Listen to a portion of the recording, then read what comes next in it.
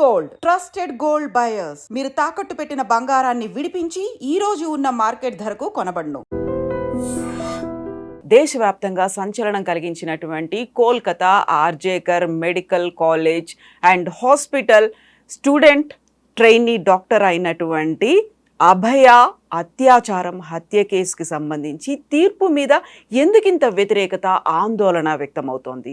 దీంతో పాటుగా దేశవ్యాప్తంగా మళ్ళీ ఆందోళనలు చేస్తాము అంటూ మెడికోస్ ఎందుకని వార్నింగ్ ఇస్తున్నారు, పేరెంట్స్ కూడా ఎందుకని యాక్సెప్ట్ చేయలేకపోతున్నారు. కోర్టు అయితే సంజయ్ రాయ్కి చచ్చేంత వరకు జీవిత ఖైదు విధించినప్పటికీ కూడా పై కోర్టుకు వెళ్తాము అని అభయ పేరెంట్స్ ఎందుకంటున్నారు. యాక్చువల్గా ఇక్కడ మిస్ అవుతోంది ఏంటి? మనతో పాటుగా ఉన్నారు హైకోర్టు న్యాయవాది సాయి కృష్ణ ఆజాద్ గారు. ఆజాద్ గారు నమస్కారం. నమస్తే అండి. సో అభయ కేసు అనేది దేశవ్యాప్తంగా సంచలనం కనిపించింది. అక్కడ అత్యాచారం జరిగింది, హత్య కూడా చేశారు, కాకుంటే అదొక గ్యాంగ్ రేప్ అనే మాట వినిపించింది. ఇప్పుడేమో సంజయ్ రాయ్ని ఆయన దోషిగా జీవిత ఖైదు విధించింది కోర్టు. ఎందుకని యాక్సెప్ట్ చేయలేకపోతున్నారు? అంటే ఇది ఫస్ట్ కా నుంచి కూడా రాజకీయ కోణంలో వస్తుందనేది ఆలోచన అండి. ఇప్పుడు జనరల్గా మీకు ఇతను సంజయ్ రాయ్ అనే అతను నేరం చేశాడా లేదా అనేది చాలా మంది కోణం అంటే రకరకాల అభిప్రాయాలు వ్యక్తం అవుతూ ఉన్నాయి. ఇప్పుడు అతి ముఖ్యమైనది ఏంటంటే ఇతను ఎవరైతే ఉన్నారో ఇతను బలి పశువు అయ్యాడేమో అని చెప్పి కొంతమంది వ్యాఖ్యానిస్తూ ఉన్నారు. ఇప్పుడు మనకి సేమ్ టు సేమ్ అయోష మేర హత్య కేసు మనం చూసుకోవచ్చు. సేమ్ టు సేమ్ దాంట్లో సత్యంబాబు ఎలా బలి పశువు అయ్యాడో ఇది కూడా అలాగే అయిందని చెప్పి మనం చెప్పుకోవచ్చు. సో ఇలాంటి ఘటన మళ్ళీ సేమ్ పునరావృతం అయింది అని చెప్పేసి మన తెలుగు ప్రజలు అనుకుంటున్నారు వాస్తవం అయితే. తర్వాత దీని వెనక ఇప్పుడు అంతకుముందు ఆ రోజు ఆ డిఎన్ఏ టెస్టుల విషయంలో చూస్తే చాలామంది సీమెన్ ఏదైతే ఎక్కువ మంది ఉన్నారు, ఎక్కువ సీమెన్ మనకి వచ్చింది అనేది వాళ్ళు చెప్తా ఉన్నారు. క్వాంటిటీ ఎక్కువ పెరిగింది అనేది చెప్తా ఉన్నారు. సో ఈ సీమెన్ ఎక్కువ ఉంది, వేరే వేరే డిఎన్ఏ టెస్టులు పెరుగుతూ ఉన్నాయి, ఇవన్నీ కూడా వస్తాయన్నాయని చెప్పేసి గతం నుంచి మనకి వస్తూ ఉన్నాయి మొత్తం. సో వీళ్ళేంటి సిబిఐ ఏం చేసింది, కొండని తవ్వి ఎలకన పట్టిందా అన్న చందంలో వ్యవహరిస్తుంది అనేది ప్రజలు అనుకుంటా ఉన్నారు. సరే కోర్టు తీర్పుని శిరసా వహించాల్సిందే మనం, అది దాన్ని ఎవరు కాదన్నారు. కాకపోతే ఇందులో భిన్న కోణాలు ఏవైతే వ్యక్తం అవుతున్నాయో దాంట్లో ఇంకా త్వరగా ఇన్వెస్టిగేషన్ చేసి ఎవరైతే పెద్ద తలకాయలు ఎవరైతే ఉన్నారో వారిని తీసుకొచ్చి శిక్షిస్తే బాగుండేది అనేది ప్రజలు అభిప్రాయపడుతున్నారు. ఇప్పుడు మమతా బెనర్జీ గారు కానీ వాళ్ళ పేరెంట్స్కి సంబంధించిన వాళ్ళు కానీ అతనికి సంబంధించిన వాళ్ళు కానీ ఎవరైనా సరే అంటున్నారు. సో ఇప్పుడు దీనికి సంబంధించి ప్రజల్లో ఇన్ని రకాల భేదాభిప్రాయాలు వస్తూ ఉన్నాయి. కాకపోతే ఏంటంటే నేననేది ఏంటంటే ఇంకా ముందు ఉంది కదా, అప్పీల్ చేసుకోవాలి, అప్పీల్ తర్వాత పైన సుప్రీంకోర్టు దాకా వెళ్ళాలి. ఇప్పుడు కింది కోర్టులో ఇప్పుడు ఉరిశిక్ష వేసినంత మాత్రాన అతనేమే ఉరిశిక్ష అయితే ఇంప్లిమెంట్ ఏం కాదు కదండి, ఒకటే కదా. ఇంకొకటి జీవిత ఖైదు అంటే చూద్దాం, జీవిత ఖైదులో రేపు మార్పులు అప్పీల్ కోర్టులో చేయొచ్చు. ఇప్పుడు సత్యంబాబు కేసులో కింద అతను నేరం చేశాడని చెప్పేసి వచ్చింది, సరే అని అందరూ ఓకే అన్న. యాక్చువల్ ఫస్ట్ కాదు వ్యతిరేకించారు, తర్వాత సుప్రీంకోర్టు వారు ఏం చేశారు, అతను నిర్దోషి, నేరం చేయలేదు, అతనికి మళ్ళీ ₹1 చెల్లించాలని చెప్పేసి సుప్రీంకోర్టు వారు చెప్పారు. ఎంత అందుకే నష్టపరిహారం 1 CR ఇచ్చింది కదండి.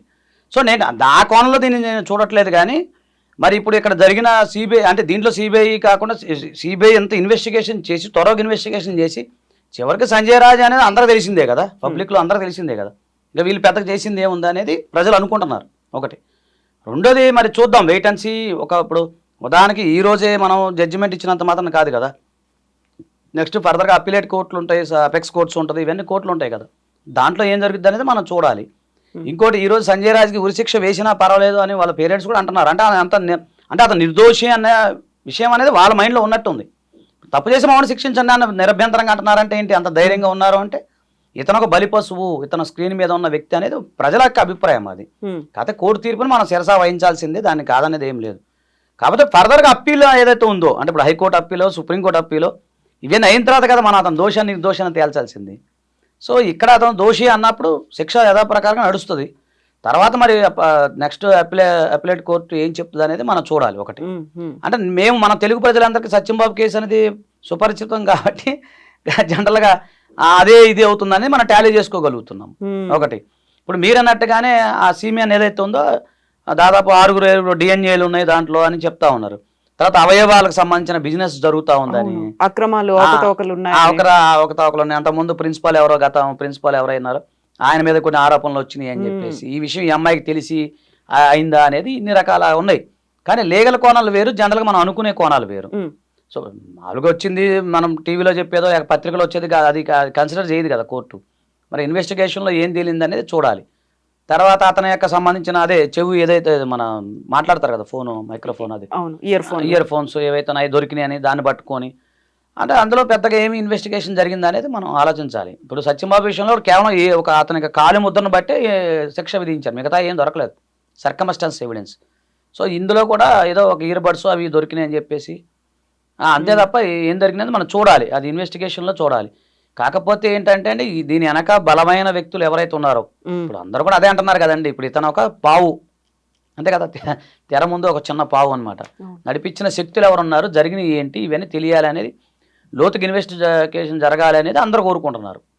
ఆ మాఫియా అనేది ఉంది అక్కడ, అవయవాలకు సంబంధించినటువంటి అక్రమ రవాణా జరుగుతుంది అనేటువంటి ఆరోపణలతో పాటుగా మాఫియా వెనుక పవర్ఫుల్ వ్యక్తులు ఉన్నారు అనేటువంటి ఆందోళన ముందు నుంచి అదే వ్యక్తమవుతోంది. ఒక మల్టిపుల్ పర్సన్స్ అందులో ఇన్వాల్వ్ అయ్యారు. ఒక గ్యాంగ్ రేప్ అనేది వచ్చిన తర్వాత ఇప్పుడు ఎవరో ఒక వ్యక్తిని మాత్రమే అరెస్ట్ చేయడం అంటే అక్కడ సుదీర్ఘమైనటువంటి కాలం గడిచిపోయింది. బట్ అంతే తీవ్రంగా ఇన్వెస్టిగేషన్ జరిగిందా లేదా అనేది కూడా ఉంది కదా. అవునండి, కొన్ని ఆరోపణలు వచ్చినాయి. అంటే మన కోర్టులో ఉన్న విషయాలు వ్యాఖ్యానించకూడదు, కానీ ఆరోపణలు మనం చదివినే చెప్తున్నాను. ఎందుకంటే ఎవిడెన్స్ ఏదైతే ఉందో దాన్ని లేట్ చేశారు ఇన్ఫర్మేషన్ ఇవ్వటంలో, అంటే వాళ్ళ తల్లిదండ్రులకు ఆరోపణ చెప్తున్నా. తల్లిదండ్రుల ఆరోపణ ఏంటంటే మాకు ఎప్పుడో జరిగితే చాలా లేట్గా చెప్పారు. తర్వాత ఇంకోటి మెడికల్ సంబంధించింది, మెడికల్ స్టూడెంట్, దానికి సంబంధించిన ఏం చేయాలి ఫార్మాలిటీస్. ఇప్పుడు మనకంటే లీగల్గా ఇప్పుడు మనం అంటే లీగల్ నాలెడ్జ్ ఉంటుంది, కామన్ మ్యాన్కి ఏముంటుందండి. ఇప్పుడు జనరల్గా ఒక మనిషి చనిపోయాడు అనుకోండి, ఆ చూస్తేనే భయపడిపోతాం మనం. కానీ వాళ్ళు మెడికల్లో జరిగింది, అందులో హాస్పిటల్లో జరిగింది కాబట్టి దాన్ని ఎవిడెన్స్ ఏదైతే ఉందో ఆ ఎవిడెన్స్ని అరేంజ్ చేశారని చెప్పేసి, దీన్ని లేటుగా ఇన్ఫర్మేషన్ ఇచ్చారని చెప్పి, ముందుగానే దానికి సంబంధించిన ఏవైతే మనకు ఉంటాయి కదా, ఏలు ముద్రలను ఏవి ఉంటాయి వాళ్ళు డిఎన్ఏ టెస్ట్, అవన్నీ కూడా ముందే వీళ్ళకి మెడికల్ నాలెడ్జ్ ఉంటుంది కదా, కాబట్టి డిఎన్ఏ నాలెడ్జ్లు ఇవన్నీ ఉంటాయి కాబట్టి వీళ్ళు మొత్తం అరేంజ్ చేసేసారని, ఇవన్నీ చాలా ఆరోపణలు ఉన్నాయి. మరి దీని మీద ఇంత త్వరగా మరి సిబిఐ ఇంత ఇన్వెస్టిగేషన్ చేసిందా లేదా అనేది ఇక భవిష్యత్తులో నెక్స్ట్ ఎపెక్స్ కోర్ట్ ఏం చెప్తుంది అనేది మనం చూడాల్సి ఉంటుందండి. సో యూజువల్గానే లా పరిభాషలో చెప్పేది 100 మంది నిందితులు తప్పించుకున్నా పర్లేదు, ఒక దోషికి శిక్ష పడవద్దు అనుకున్నప్పుడు మన కళ్ళ ముందు ఇంత తీవ్ర స్థాయిలో ఆందోళన జరిగింది. మళ్ళీ మేము ఆందోళనని మొదలు పెడతాము అని అక్కడ మెడికల్ స్టూడెంట్స్తో పాటుగా మాకు న్యాయం కావాలి అని న్యాయమూర్తి ఎదుట దండం పెడుతూ పేరెంట్స్ కూడా ఉన్నారు, మేము ఫర్దర్గా కోర్టుకు వెళ్తాము అనేది. సో ఇవన్నీ కూడా వాళ్ళు యాక్సెప్ట్ చేయట్లేదు, నష్టపరిహారాన్ని వద్దన్నారు. బట్ ఆయనకు జీవిత ఖైదు విధించడం ఇది కాదు, ఇంతకు మించి ఇంకా ఏదో ఉంది అనే ఆందోళన ఉంది కదా. ఇప్పుడు అదేనండి, ఆయేషా మీరా కేసు ఏదైతే ఉందో ఆమె విషయంలో వాళ్ళ తల్లి కూడా అదే ఆరోపణలు చేశారు. సత్యంబాబు అతను ఏమీ చేయలేదండి, వెనక చాలా మంది ఉందని పాపం చాలా పోరాడింది ఆమె. సేమ్ ఇది కూడా ఏంటంటే సరే XYZ ఇప్పుడు అభయ అనుకుంటా మనం అనుకుంటాం, అభయ ఎవరైతే ఉందో ఆమెకు సంబంధించిన పేరెంట్స్ కూడా ఇదే కోరుకుంటున్నారు. అసలు న్యాయం మాకు ఇది కాదు, ఏదో ఒకరిని తీసుకొచ్చి బలి పశువు చేసేసి ఏదో నమః అది అంటారు కదా, మమ అని అనేస్తే కాదు. దీని వెనక అసలు ఏం జరుగుతుంది, దీని వెనక ఉన్న సూత్రధారులు ఎవరు, పాత్రధారులు ఎవరు, వాళ్ళని మొత్తం తీసుకువచ్చి చట్ట ప్రకారంగా శిక్షించాలి అనేది వాళ్ళ డిమాండ్. ఇతను ఒక అమాయకుడు, ఒక బలి పశువు, అంతే, స్కాప్ గోట్ అంటాం కదా, అంతే తప్ప అని ప్రజల యొక్క అభిప్రాయం. ఇప్పుడు మనము కోర్టు ద్వారా ఒక న్యాయ సంబంధించిన విషయాల్లో కోర్టును మనం ఏం తప్పు పడటానికి మనకు రైట్ లేదు కాబట్టి కోర్టును శిరసా వహించాల్సిందే, మన ఆ తీర్పు ఏదైతే శిరసా వహించాల్సిందే. కానీ ప్రజలు ఇలా అనుకుంటున్నారు అనేది మనం తెలుసుకున్న విషయం. సో మరి వాళ్ళ డిమాండ్స్ ఏముంటాయో నెక్స్ట్ మరి ఎపెక్స్ కోర్టులో ఏం తెలుస్తుంది అనేది చూడాలి. లేదా మళ్ళీ కోర్టు వారు తిరిగి రీఇన్వెస్టిగేషన్ చేయమని ఒక ఆర్డర్ కూడా అలా కూడా చెప్పలేం, అలా కూడా ఇవ్వచ్చు. వీళ్ళు ఆ డిమాండ్ అడుగుతున్నారా నెక్స్ట్. అలాగే మధ్యలో ఒక అడ్వకేట్ ఏదో మారినట్టున్నారు ఇతను దాంట్లో, ఒకళ్ళు వచ్చి మళ్ళీ మారినట్టున్నారు, ఒక అడ్వకేట్ ఎవరు మారినట్టున్నారు. సో ఇవన్నీ పరిణామాలు చూస్తే మరి ఏమవుతుందో ఏంటనేది ఇక కాలమే నిర్ణయించాలి. రెండు ప్రజలు ఇప్పుడు మీరు అన్నట్టు అక్కడ పశ్చిమ బెంగాల్లో చాలా తీవ్రంగా దాని మీద పోరాటం చేస్తున్నట్టున్నారు. దానికి సంబంధించి మరి ఆ పోరాటంలో మరి ఎపెక్స్ కోర్టు వారు ఏ నిర్ణయం తీసుకుంటారో మనం వెయిట్ చూడాల్సిందే.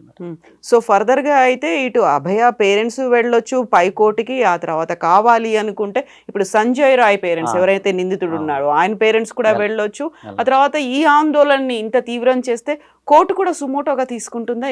ఇది ఏముండదండి, క్రిమినల్ కేసులో సుమోటో అనేది పదం అనేది ఏముండదు. కానీ నెక్స్ట్ జనరల్గా ఇప్పుడు ఈ అమ్మాయి తరపున ఎవరైతే ఉన్నారో గవర్నమెంట్ వారు ఎవరైతే ఉన్నారో పబ్లిక్ ప్రాసిక్యూటర్ వాళ్ళు ప్రాసిక్యూషన్ వారు అప్పీల్కి వెళ్తారు. లేదు ఇప్పుడు ఇందులో ఇతనికి శిక్ష పడింది కదా, శిక్ష పడింది కాబట్టి ఇప్పుడు సంజయ్ రాయ్ తరపున వాళ్ళు అప్పీల్కి వెళ్తారు. ఎందుకంటే ఆ శిక్షను తగ్గించడమో లేదా తీసేయడమో చేయడం కోసం వాళ్ళకున్న రైట్ అది. తర్వాత వీళ్ళు వెళ్ళినప్పుడు వాళ్ళకి నోటీసులు వెళ్తాయి, ఎలాగో పబ్లిక్ ప్రాసిక్యూషన్ వారికి వాళ్ళ యొక్క వాదనలు వినిపిస్తారు అక్కడ. అట్లా ఆ విధంగా ఒకళ్ళది డిఫెన్స్ ప్రాసిక్యూషన్ వెళ్తుంది. అయితే ఎపెక్స్ కోర్టులో కింది కోర్టులుగా ఇలా ట్రయల్ ఉండదండి. అంటే మామూలుగా క్రాసు చీఫ్ అని ఎల్డబ్ల్యూ పీడ ఇట్లా ఉంటాయి కదా విట్నెస్లు, ఇవన్నీ కింది కోర్టులో ఉండదు. కింది కోర్టులో ఉంటుంది, పై కోర్టులో ఉండదు. పై కోర్టులో వచ్చిన జడ్జిమెంట్ మీద ఆర్గ్యుమెంట్స్ నడుస్తూ ఉంటాయి. సరే ఒకసారి చెప్పలేము, సుమోటో కూడా మళ్ళీ తిరిగి విచారణ జరిపించని కూడా చెప్పవచ్చు. ఇది court discretion power of the court. కాబట్టి ఇందులో ఎంతవరకు సాక్ష్యాధారాలు బలంగా ఉన్నాయి లేవు అనేది కోర్టు వారు పరిశీలించి దాని మీద నిర్ణయం తీసుకుంటారు. ఒక జడ్జిమెంట్ వచ్చినప్పుడు మనం దాన్ని కామెంట్ చేయడానికి మనకు రైట్ లేదు. కాబట్టి మన తీర్పుని శిరసా వహిస్తూ మనకు అన్యాయం జరిగింది అనుకున్నప్పుడు ఆటోమేటిక్గా పై కోర్టుకి వెళ్ళే రైట్ మనకు ఉంది. దాని ప్రకారం వీళ్ళు వెళ్తే సరిపోతుంది. అది మళ్ళీ రీఇన్వెస్టిగేట్ చెప్పలేము, it may be and may not be, మనం చెప్పలేము కదా. శిక్ష తగ్గచ్చు, పెరగచ్చు, లేదంటే ఉరి శిక్ష కూడా పడవచ్చు. అది మన చేతిలో ఉండదు కదా. ఆ ఎవిడెన్స్ అనేది మనకు ఐడియా లేదు కదా. సో ఆ జడ్జిమెంట్ అన్ని చూసిన తర్వాత నెక్స్ట్ పెడతారేమో, మరి నెట్లో పెడతారేమో, చూసిన తర్వాత ఒక రోజు అది తెప్పించి మళ్ళీ ఒకసారి చూద్దాం.